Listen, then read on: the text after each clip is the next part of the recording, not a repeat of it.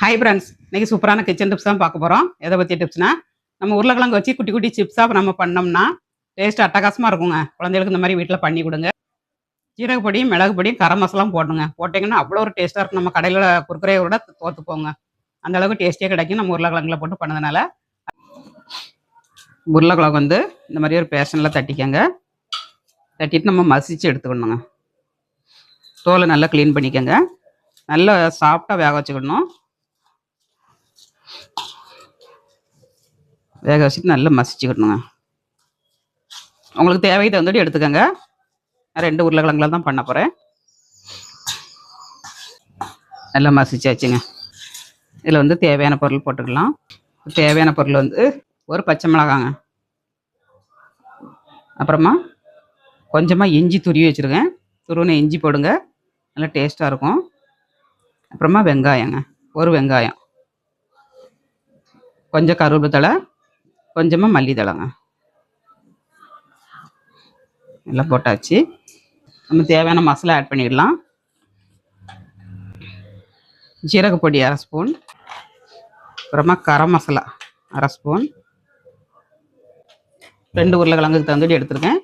நீங்கள் உங்களுக்கு தேவைக்கு தந்துட்டு எடுத்துக்கோங்க. கொஞ்சமாக பெருங்காயத்தூளுங்க,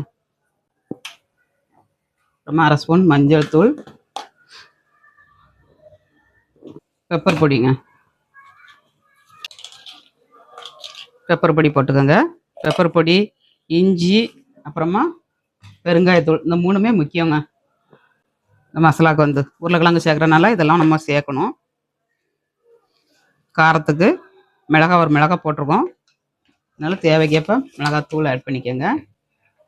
உப்பு ஆட் பண்ணிக்கலாம். மசாலாவுக்கு தகுந்தபடி உப்பு போட்டுக்கோங்க. உப்பு போட்டாச்சு. இப்போ மாவு ஆட் பண்ணிக்கலாம். இல்லை மாவு வந்து கார்ன்ஃப்ளவர் மாவு ஒரு 3 ஸ்பூன் போட்டுக்கோங்க. அப்புறமா அரிசி மாவு 2 ஸ்பூன் போடணுங்க. போட்டிங்கன்னா நல்ல மொறுமொறுப்பாக கிறிஸ்பியாக இருக்கும்.